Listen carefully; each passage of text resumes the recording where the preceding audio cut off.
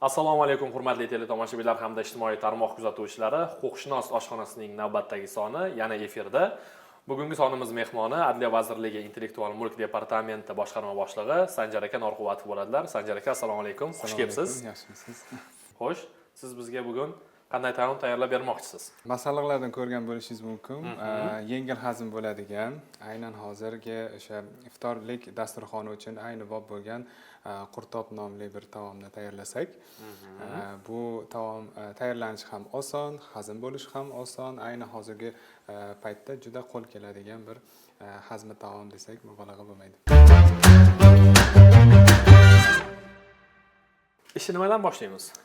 Keling, avval go'shtni to'g'rab, uni qovurib olsak, asosiy Sizga go'sht. Men sizga Sanjar aka yordam berib turaman. Adashmasam mana shu qurtlarni maydalash kerak bo'ladi. Albatta, qurtlarni maydalab, uni keyin suzma bilan aralashtirib, demak, nonlarimizga uni ustiga qo'yishimiz kerak. Bo'lmasa men bu ish bilan shug'ullanaman. Avvalan O'zi umuman intellektual mulk qanchalik ahamiyatli? Intellektual mulkni himoya qilinishi, umuman bu soha qanchalik aktual? intellektual mulk hozirgi zamonda aynan bilasiz, butun dunyoda resurslar taqchilligi, inson resurslari taqchilligi, tabiiy resurslar taqchilligi kuzatilyapti. Intellektual mulk shunaqa mulkki, resurslar taqchil bo'lgan holatda ham, demak, sizga daromad keltiradigan mulk hisoblanadi. Shu nuqtai nazardan ham hozir intellektual mulk, ya'ni nomoddiy mulk sifatida butun dunyoda, demak, o'zini muhimligini yana egallab kelmoqda, yanada oshirib kelmoqda. So'nggi shu statistik ma'lumotlarni aytib o'tmoqchiman. Demak, Butunjahon intellektual mulk tashkilotining bosh direktori har yili, demak, iyun oyida a'zo mamlakatlarni, demak, yig'ilishi bo'lib o'tadi, bosh assambleya deb nomlanadi. O'sha bosh assambleyada intellektual mulk bo'yicha hozirgi, demak, bo'lib o'tayotgan demak, o'zgarishlar, intellektual mulk sohasidagi erishilgan yutuqlar haqida gapirib o'tadi. Shunda bir statistik ma'lumotni keltirib o'tdi, ya'ni intellektual mulkning qiymati butun dunyo bo'yicha qancha deb o'ylaysiz? Butun dunyoda nimadan milliardda bo'lsa kerak? 60 trillion AQSh dollari. 60 trillion. Bu demak, dunyodagi top 5 talik, ya'ni iqtisodiyoti eng kuchli bo'lgan top 5 talik davlati ya'ni yalpi ichki mahsulotidan ham ko'p degani. 60 trillion qiymatga ega bo'lgan. Bu demak, intellektual mulk. Shu raqamlardan ham bilsangiz bo'ladi. Bu qanchalik muhim ekanligi va qanchalik, demak, daromad keltirishi mumkin bo'lgan soha ekanligini. Sanjar aka, tovar belgisi, brend nima uchun kerak? U tadbirkorga qanchalik foyda keltiradi u? Tovar belgisi bu mahsulotning pasporti desak ham to'g'ri bo'ladi. Chunki deganda mahsulot haqida dastlabki sizga taassurot beradigan, ma'lumot beradigan narsa bu tovar belgisi hisoblanadi. Ust boshi desa ham to'g'riroq bo'ladi. Chunki deganda bilasiz, mahsulotni biz iste'molchi sifatida do'kondan, magazindan olgan paytimizda birinchi navbatda uni shu tovar belgisiga, brendiga qaraymiz. Va kim ishlab chiqargan, qaysi davlatda ishlab chiqarilgan. Birinchi dastlabki o'sha ma'lumotni, shu ma'lumotlarni qidirish orqali biz o'zimizda shakllantiramiz. Shu nuqtai nazardan tovar belgisi o'sha shu turdagi qanaqadir mahsulotni boshqa turdan ajratib beradigan bir belgi hisoblanadi. Masalan, ikkalamiz bir mahsulot chiqarsak, iste'molchiga agar tovar belgisi bo'lmagan taqdirda bilmasdi. Anasxon akaning mahsuloti yoki Sanjarning mahsuloti va agar menda sifati yaxshiroq bo'ladigan bo'lsa, demak, men tanlagan brenddan orqali, demak, iste'molchi o'sha mahsulotni tanlaydiki, bu sifatli degan ma'noda. Shu nuqtai nazardan brend juda ham muhim ahamiyatga ega. Ayniqsa biznesini, demak, mahsulot ishlab chiqarayotgan, xizmat ko'rsatayotgan korxona uchun bu suv va havodek zarur bo'lgan bir element hisoblanadi faoliyatini. Geografik ko'rsatkich. Buni o'zi geografik ko'rsatkich nima? Buni brenddan, tovar belgisidan qaysi jihatlar bilan farq qiladi bu? Shu haqida ham. Iste'molchi sifatida siz masalan mahsulotni sotib olgan paytingizda uni qayerda ishlab chiqarilganiga ham e'tibor berasiz. Yuqorida ham ta'kidlab o'tdim buni. Masalan, qaysi bir davlatda ishlab chiqarilganida ko'pchilik iste'molchida qanaqadir tushuncha paydo bo'ladi. Masalan, Turkiyaning tekstil mahsulotlarini olsak, hamma maqtab uni xarid qiladi yoki Germaniyaning texnikalarini olishimiz mumkin, avtomobillarni. Geografik ko'rsatkich o'sha mahsulotni, o'ziga xos bo'lgan mahsulotni, demak, o'sha hududdan kelib asl tovar sifatida namoyon bo'lishini belgilab beradigan bir belgi hisoblanadi. Masalan, shampan vinosi. Butun dunyoga mashhur bo'lgan shampan vinosi bu Fransiyaning Shampan, demak, provinsiyasidan, Aslida bu viloyatidan. biz bilgan shampanskiy bu nom emas, u geografik ko'rsatkich. Albatta, geografik ko'rsatkich o'sha Shampan viloyatida tayyorlangan gazli vino ichimligini, demak, o'sha Shampan viloyatida asli tayyorlanganligini ko'rsatuvchi belgi hisoblanadi, ko'rsatkich hisoblanadi. U tovar belgisidan farq qiladigan bir obyekt. Ikkalasi geografik ko'rsatkichda o'sha mahsulotning ta'mi, hidi, ko'rinishi, o'ziga xosligi o'sha hudud bilan bevosita bog'liq bo'ladi. U hududsiz bo'lmaydi. Tushunarli. O'zbekistonda ro'yxatdan o'tgan shunaqa geografik ko'rsatkichlar mashhurlari qaysilar? Bormi bizda ham? Albatta, O'zbekistonda demak biz 22-yilda geografik ko'rsatkichlar to'g'risidagi qonunni qabul qildik. Shu 22-yildan hozirga qadar geografik ko'rsatkichlarimizni soni 12 taga yetdi. 12 ta. Yaqinda bilgan bo'lsangiz kerak, hamma ommaviy axborot vositalarida ham e'lon qilindi, Samarqand noni, geografik ko'rsatkich. Yorqin misol bo'ladi. Chunki Samarqand nonini qadimdan tarixdan ham o'qigan bo'lsangiz kerak. Hamma yurtda tayyorlab ko'rishgan, lekin Samarqandda tayyorlanganday ta'mi yo'q. O'xshamaydi hech qachon. Chunki Samarqandning havosi, suvi, yoqdagi odamlari barchasi o'sha mahsulotni o'ziga xos ta'mida o'zini aksini topganligi uchun ham u geografik ko'rsatkich hisoblanadi. Shuni ham aniqroq tushuntirib bersak, misol uchun brend tovar belgisini egasi mualliflik huquqi bilishimcha bir kishida yoki jamoaviy bo'lishi mumkin. Geografik ko'rsatkich Samarqand nonlarining egasi kim bo'ladi unda? Yaxshi savol. Geografik ko'rsatkichda yana o'sha brenddan o'ziga xos jihati, yana farqli jihati ro'yxatdan o'tayotgan paytda geografik hududdan aniq belgilanadi, chegaralari. Faqat mana shu hududda, demak, shu mahsulot chiqara oladigan ishlab chiqaruvchilar guvohnoma olishi mumkin. Demak, aynan Samarqand hududida. Ya'ni Samarqand Samarqand shahrining qaysidir ma'lum bir hududi chegaralari belgilandi va o'sha hududda ishlab chiqariladigan nonlarga nisbatan Samarqand noni degan geografik ko'rsatkichdan foydalansa bo'ladi.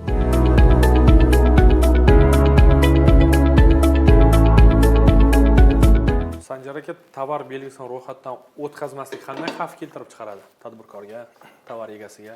Tovar belgisini ro'yxatdan o'tkazmaslik bu o'zingizda, demak, kelajakdagi olishingiz mumkin bo'lgan daromaddan o'zingiz mahrum qilish degani.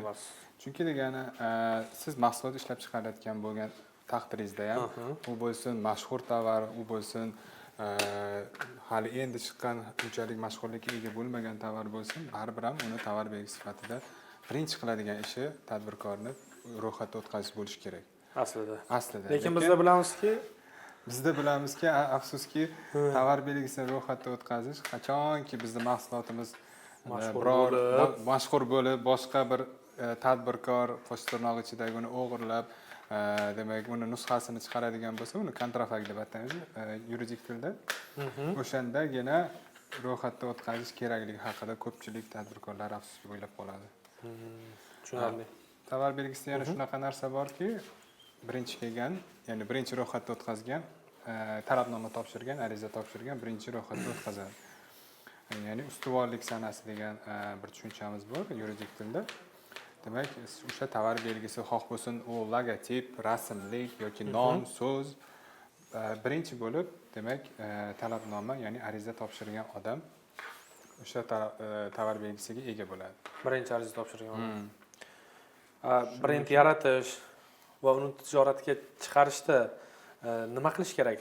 Birinchi bo'lib ishni nimadan boshlash kerak? Hozirgi kunda Adliya vazirligidan ro'yxatga o'tayotgan tovar belgilari, demak, aksariyati jamlama tovar belgisi hisoblanadi, ya'ni logotip va ya'ni rasm va so'z bilan. So'zlar birikmasi.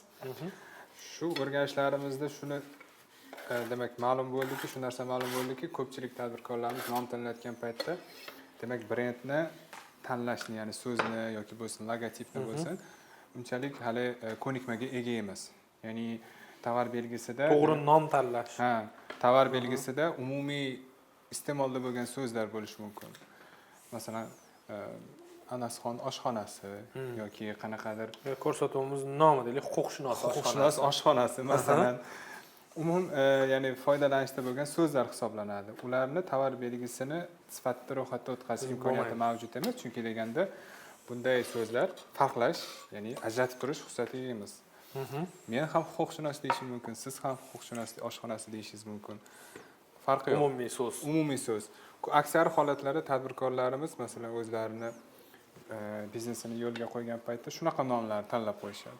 Albatta u xalq orasida mashhur bo'ladi, demak obro'ga ega bo'ladi, reputatsiyaga ega bo'ladi, lekin ro'yxatdan o'tkazishga kelgan paytda boyagi demak umumiy e'tirofda bo'lgan so'zlar davlat ro'yxatidan o'tkazilmaydi. Yoki muhofaza qilinmaydigan element sifatida qabul qilinishi mumkin. Ya'ni bu so'zdan biror boshqa shaxs foydalansa, demak huquqbuzarlik vujudga kelmaydi. Brend ro'yxatdan o'tkazish jarayoni qanaqa bo'ladi? Bu qanchalik oson oddiy fuqaro uchun, tadbirkor uchun? Hozir demak tovar belgilarini ro'yxatdan o'tkazish ancha yengil. Barchasi raqamlashtirilgan, elektronlashtirilgan. Shuni biz uzr gapingizni bo'ldim, tadbirkorlarimiz bizni kuzatib turishgan, shularga bir oddiy, sodda qilib tushuntirib bersangiz. Demak, Adliya vazirligining sanoat mulki obyektlari degan portali mavjud. O'sha portalga kirgan holda, demak, ro'yxatdan o'tasiz. Ro'yxatdan o'tkazgandan so'ng tovar belgisi demak bo'limiga o'tib, tovar belgisini nomi yoki qanaqadir rasm bo'ladigan bo'lsa, uni yuklab, tegishli demak to'ldirilish kerak bo'lgan maydonchalar to'ldirib chiqish kerak. Masalan, qaysi turdagi tovar belgisini siz ro'yxatdan o'tkazishni xohlaysiz? Misol uchun umumiy ovqatlanish, xizmat ko'rsatish belgisi. Shu narsa bor, tovar belgilarida sinflar bor. 45 ta sinf bor. Bu xalqaro shartnoma bilan belgilangan 45 ta sinf. Shu tovar belgisini qaysi turdagi xizmatlarga yoki qaysi turdagi mahsulotga nisbatan amal qilishini belgilab beradi. Shu sababli o'sha demak siz faoliyat turidan kelib chiqilib, o'sha sinflarni belgilashingiz lozim bo'ladi va davlat bojini to'lab, demak talabnomani topshirsangiz, talabnoma demak 7 oylik muddatda ko'rilib, ekspertiza qarori chiqadi. 7 oylik muddatda. Tezroq chiqarishning ham iloji bormi? Albatta, tovar belgilarini ro'yxatdan o'tkazishda tezkor ekspertiza xizmati mavjud. Qo'shimcha haq, ya'ni davlat boji evaziga. Demak, siz tovar belgisini ro'yxatdan o'tkazish jarayonlarini demak 1 oygacha qisqartirishingiz mumkin. 7 oydan 1 oygacha. 1 oyda ro'yxatdan o'tkazish mumkin. Geografik ko'rsatish sifatida yoki tovar belgisi sifatida ro'yxatdan o'tkazilgandan keyin u huquq egasiga qanday imkoniyatlar, qulayliklar beradi? Tovar belgisi yoki geografik ko'rsatkich bo'lsin, ro'yxatdan o'tkazilgandan keyin egasiga mutlaq huquqlar deb aytiladi bizda yuridik tilda. Ya'ni boshqalar o'sha tovar belgisidan mahsulotini qadog'ida yoki o'zini demak do'koni, ishlab chiqaruvchi korxonasi peshlavhalarida, blankalarida, reklamada, Instagramda, Facebookda, Telegramda demak foydalana olmaydi. Ya'ni bu egasiga demak boshqalarni o'sha belgidan foydalanishni chetlatish huquqini beradi. Ya'ni taqiqlay olasiz. Agar sizda demak qanaqadir brend bo'ladigan bo'lsa, uni davlat ro'yxatidan o'tkazganingizdan keyin sizdan boshqa odam sizning ruxsatingiz undan foydalana olmaydi. Tushunarli. Agar shunaqa holatga duch kelsa, ya'ni tadbirkor brendidan boshqa bir o'sha qosh tirnoqchadagi tadbirkor foydalanayotgan bo'lsa, unda nima qilish kerak? Qayerga murojaat qilish kerak? Birinchi bo'lib nima qilish kerak? Adliyaga murojaat qilish kerak. Albatta, qanaqa bo'ladi uni ko'rib chiqish? Adliya vazirligi demak tovar belgilari, mualliflik huquqi, patentlar bo'yicha huquqbuzarlik holatlariga nisbatan chora ko'rish vakolatiga ega. Vakolatli organ hisoblanadi. Agar tovar belgingizga bo'lgan huquqlar buzilgan taqdirda, qanaqadir sizga mahsulotingizga o'xshaydigan mahsulotlarni kontrafakt nusxalarini kimdir chiqargan taqdirda yoki xizmat ko'rsatish belgingizdan kimdir peshlavhasidan noqonuniy foydalangan bo'lsa, bemalol Adliya vazirligiga murojaat qilsangiz, Adliya vazirligi o'sha huquqbuzarga nisbatan tegishli chora ko'radi. Mana bilamiz, chet el kompaniyalar bor, mashhur brendlar bor. Bu bilan O'zbekistonda ham mahsulotlar sotiladi, xizmat ko'rsatishadi. Shu brendlarni O'zbekistonda bo'lishi mahalliy brendlarga qanchalik ta'sir ko'rsatadi? Salbiy, ijobiy? Har qanday tadbirkor raqobatga tayyor bo'lish kerak. Raqobat demak raqobat bozorida umuman iste'molchilar bozorida eng arzon, eng sifatli tovar yutadi har doim. Va shu nuqtai nazardan chet el brendlari ham biror bir boshqa tashqi bozorga kirib borayotgan paytda mahalliy demak mahsulotlardan arzonroq va ularga nisbatan sifatliroq tovarni olib kirishga harakat qilishadi. Chunki deganda raqobat kuchli bo'ladi. Shu nuqtai nazardan ham demak raqobatbardosh ham iste'molchi uchun qulay narxlarda bo'lgan tovarlar chet el brendi asosida O'zbekistonga hozir kirib kelmoqda. Bundan tashqari biz O'zbekiston 2026-yilda Jahon savdo tashkilotiga qo'shilishni reja qilgan. Bu tashkilotga qo'shilgandan so'ng ham demak bizning bozorimiz dunyo bozori uchun ochiladi. Va tabiiyki bu ochilgan bozorimizga boshqa chet el kompaniyalari o'zlarining intellektual mulklari bilan kirib kelishadi. Tovar belgisi bilan, geografik ko'rsatkichi bilan, patentlari bilan, sanoat namunasi bilan va hokazo. Tushunishimcha, chet el kompaniyalari mashhur brendlarning O'zbekistonga kirib kelishi mahalliy tadbirkorlarimiz, mahalliy brendlarimiz yanada sifatliroq, arzonroq mahsulot ishlab chiqarishiga sabab bo'ladi va albatta biz ikkinchi tomonni ham o'ylashimiz kerak. Bunda albatta iste'molchi yutadi. Albatta. To'g'rimi? Iste'molchi uchun arzon va sifatli mahsulotlar paydo bo'ladi bozorda. O'zbekistondagi brendlar dunyoda bozorida mashhur bo'lish uchun yoki dunyo bozorida intellektual mulk sifatida himoya qilish uchun nima qilish kerak? Albatta bir narsani ta'kidlab o'tish kerak. Ko'p aholi orasida shunaqa tushuncha bor. Agar O'zbekistonda qanaqadir intellektual mulkini, masalan, olinki tovar belgisini, brendini ro'yxatga o'tkazsa, butun dunyoda ro'yxatga o'tkazdim deb o'ylashadi. Bu noto'g'ri tushuncha. Brendda ro'yxatga o'tkazish bu hududiy demak ahamiyatga ega, ya'ni qaysi davlatda ro'yxatdan o'tkazgan bo'lsangiz, o'sha faqat davlatda himoya qilinadi. Misol uchun O'zbekiston hududida guvohnoma olingan brendga faqat O'zbekiston hududida siz demak huquqingizni talab qilishingiz mumkin.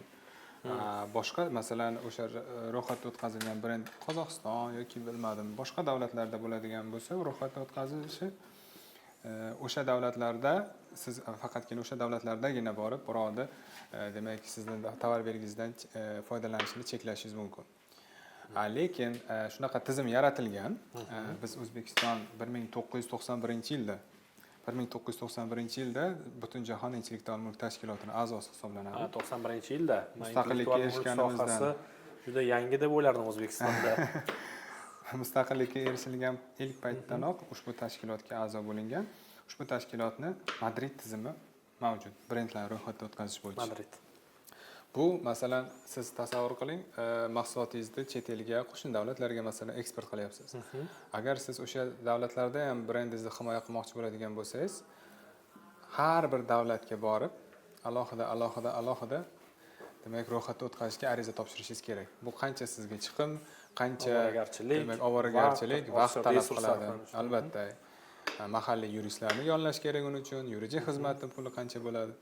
Shu nuqtai nazardan demak tadbirkorlik subyektlariga yordam berish uchun ushbu tashkilot turli xil xalqaro tizimlarni ishlab chiqqan. Shulardan biri Madrid tizimi hisoblanadi. Madrid tizimi bo'yicha siz bitta talabnoma topshirib, demak o'sha talabnoma asosida boshqa davlatlarni tanlagan holda o'zingizning brendingizni O'zbekistondan turib ro'yxatga o'tkazishingiz mumkin. Bu juda ham qulay tizim. Bu tizimga ro'yxatdan o'tkazish uchun kimga murojaat qilish kerak? Bu tizimga ro'yxatga o'tkazish uchun Adliya vazirligi huzuridagi intellektual mulk markaziga murojaat qilsangiz, demak sizning talabnomangizni o'sha xalqaro tashkilotga yo'llab yuboradi va qaysi davlatni tanlagan bo'lsangiz, o'sha davlatda demak tegishli intellektual mulk idorasiga arizangiz yuboriladi. Mana shu brend yaratish, brend ro'yxatdan o'tkazish faqat katta biznes vakillari uchun kerakmi yoki kichik tadbirkorlar uchun ham foydalimi, nima deb o'ylaysiz? Masalan, qayerdan bilamiz ertaga o'sha kichik korxona yirik korxona bo'lib ketadi. Vaqtida Apple chiqqan paytida hech kim o'ylamagan, hozir mega korporatsiya bo'lib ketadi deb. Shuning uchun ham faoliyatni boshlagan paytda hali mashhur bo'lmasa ham, hali unchalik rivojlanmagan bo'lsa ham, birinchi o'rinda huquqiy masalalarni hal qilib qo'ygan maqsadga muvofiq. Shu nuqtai nazardan katta yoki kichkina korxona bo'lsin, farqi yo'q. Birinchi navbatda tovar belgisini ro'yxatga o'tkazish kerak. Ko'pchilik bilmasligi mumkin hali hamda brend ro'yxatdan o'tkazish kerak. Balki Adliya vazirligi ko'proq targ'ibot tadbirlarini o'tkazish kerakdir. Balki o'tkazilayotgandir. Qanaqa ishlar olib borilmoqda tadbirkorlarni shu yo'nalish bilan tanishtirish, ularga maslahat berish borasida? Albatta biz Adliya vazirligi bilasiz doim media sohasida faol vazirlik hisoblanadi. Ijtimoiy tarmoqlarda, rasmiy veb sahifalarimizda doimiy ravishda biz yangi mana ro'yxatda o'tgan brendlarni e'lon qilib boramiz. Masalan, har haftada yoki har oyda ro'yxatda o'tgan mashhur brendlarni deb turib, uni Telegram kanalida ko'rganman. albatta ko'rgan bo'lsangiz kerak. Bundan tashqari mana geografik ko'rsatkichlar dedik. Yaqinda ijtimoiy tarmoqda ko'rgan bo'lsangiz kerak, Samarqand nonini ro'yxatdan o'tkazdik.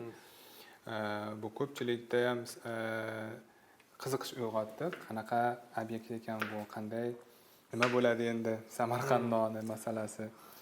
Shu bundan tashqari ko'p biz ijtimoiy tarmoqlarda va teleko'rsatuvlarda aholini shu soha bo'yicha xabardorligini oshirish bo'yicha ko'plab demak chiqishlar qilamiz. Bundan tashqari biz aholi bilan bevosita ishlab, hududlarga chiqqan holda, joylarga chiqqan holda tadbirkorlar bilan uchrashamiz. Biznes vakillari bilan kichik, katta, yirik sanoat zonalarida demak tadbirkorlar bilan uchrashib, brendni olish afzalliklarini tushuntiramiz.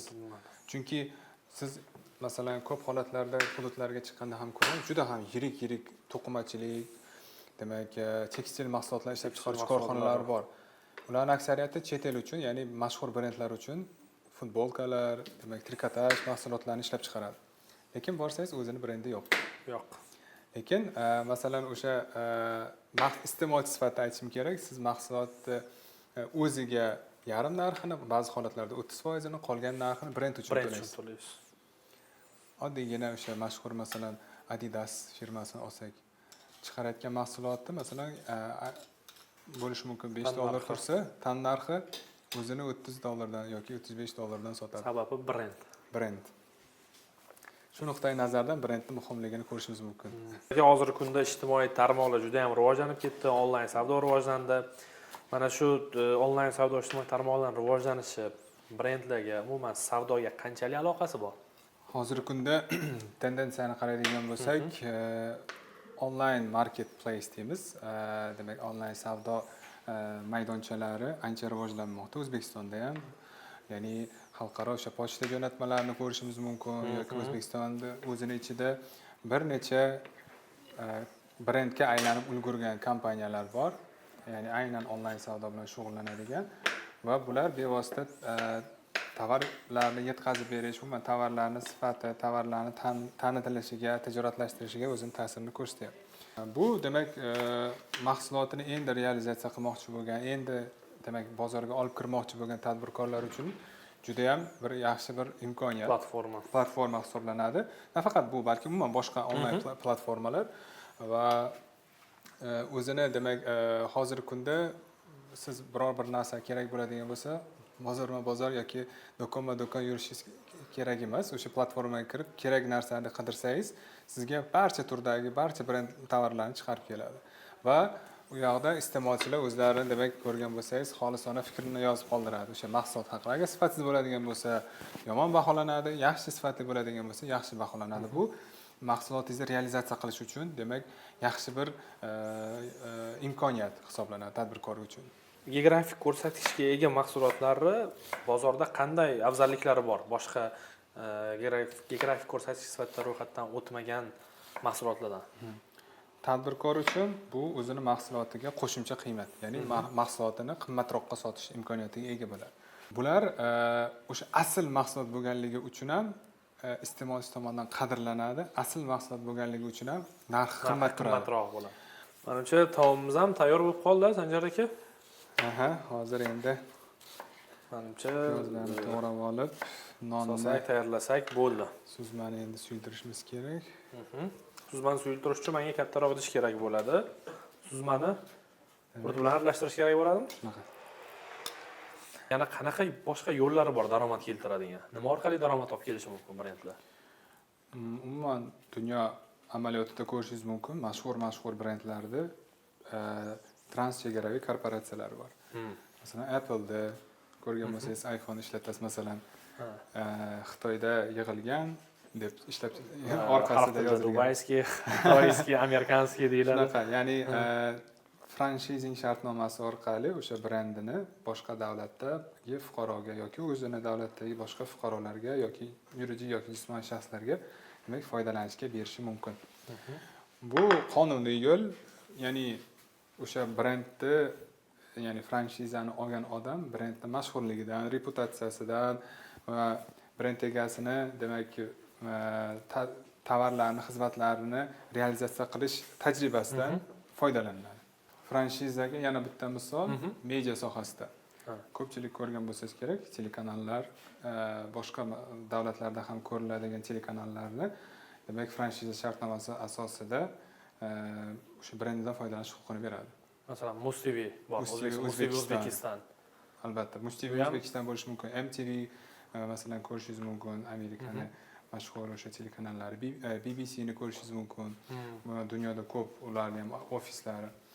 Shundan yetib ko'rishingiz mumkin. Baribir o'sha nomlarni eshitgan taqdir zahotizoq qanaqadir siz mahsulot yoki o'sha xizmat turiga nisbatan sizda fikr shakllanadi. BBC desangiz eng tez, eng sifatli demak yangiliklar deyishingiz mumkin. Shunaqa. Yoki Muz TV desangiz o'sha qo'shiqlar hayolingizga keladi birdan. Aytaman-ku, iste'molchi har doim xizmatda yoki tovarda brend orqali taniydi. O'zini emas, brend orqali har doim tanib kelgan. Tushunarli. Shuning uchun ham bu obyektni demak qiymati butun jahonda mana butun intellektual mulk obyektlarini qiymati 60 trilliondan oshgan bo'lsa, shularni 13 trillioni tovar belgilariga to'g'ri keladi. Tovar belgilari. 13 trillioni. Bu ayrim davlatlarda yalpi ichki mahsulotdan karrasiga ko'p degani. Tovar belgilarining asosiy dushmani bu kontrafakt mahsulotlar. Kontrafakt deganda shu brendda noqonuniy foydalanib, brenddan noqonuniy foydalanib mahsulot ishlab chiqarish. Buni ayrim qo'shniqchidagi tadbirkorlarimiz amalga oshiradi. Hozir kunda bu demak kontrafakt mahsulotlar ishlab chiqish ham ko'paymoqda.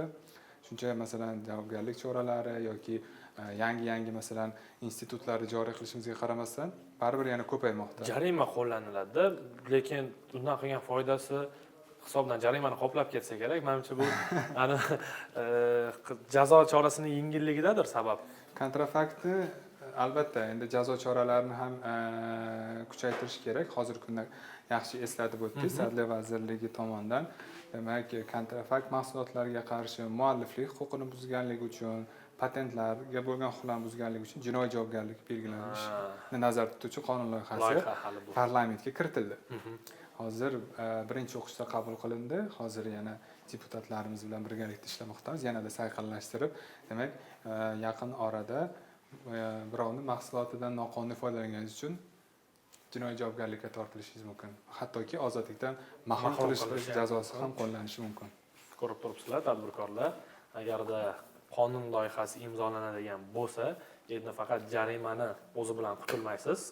Jinoiy javobgarlikka hattoki ozodlikdan mahrum qilish bilan ham jazolanishi mumkin. Chunki deganda kontrafakt mahsulotlar sifati past bo'ladi odatda.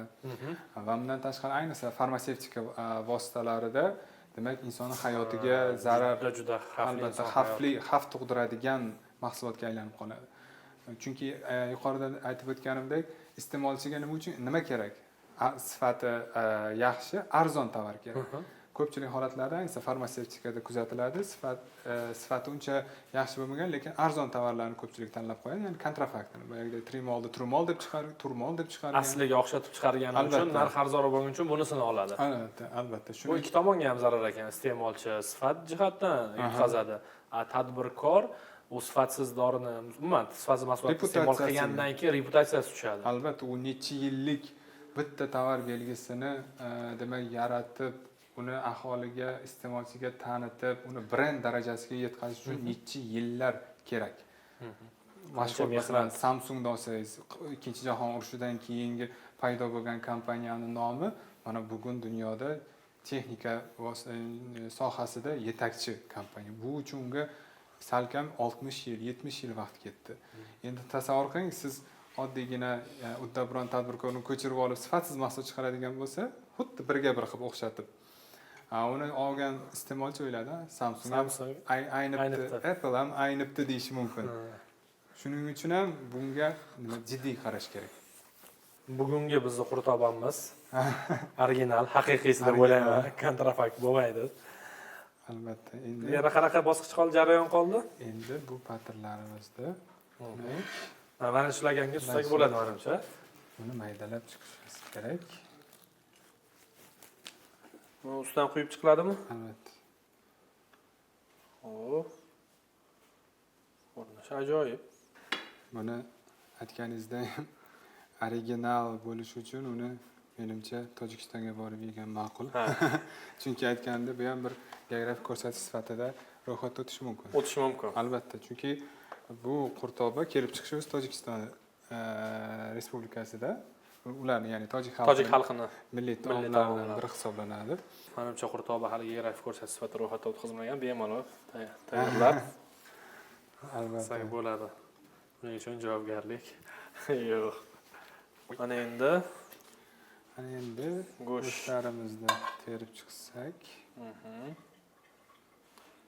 go'sht solsangiz ham bo'ladi. O'z tabingizga qarab xohlasangiz solishingiz mumkin, xohlasangiz. Go'sht solmaslik ham mumkinmi? Endi ko'p holatlarda bilasiz, bu yengil taom bo'lganligi uchun ko'pchilik haligi dieta saqlash uchun Yo'q, hozir iftor vaqtiga yaqinlashgani uchun to'g'risi go'sht solayotganingiz menga yoqyapti. Endi Tatib ko'rsak bo'ladimi? hozir oxirgi haligi yarim dori qo'shish kerak. ham tarkib qarab, kimdir yarim dori qo'shishi mumkin, kimdir qo'shmasligi mumkin. Hozir yog' qo'yamizmi bunga? Voy.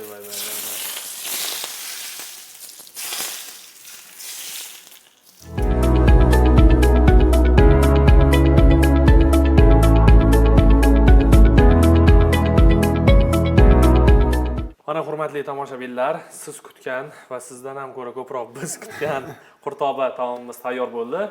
Endi marhamat, tatib ko'ramiz. Qani Sanjar aka?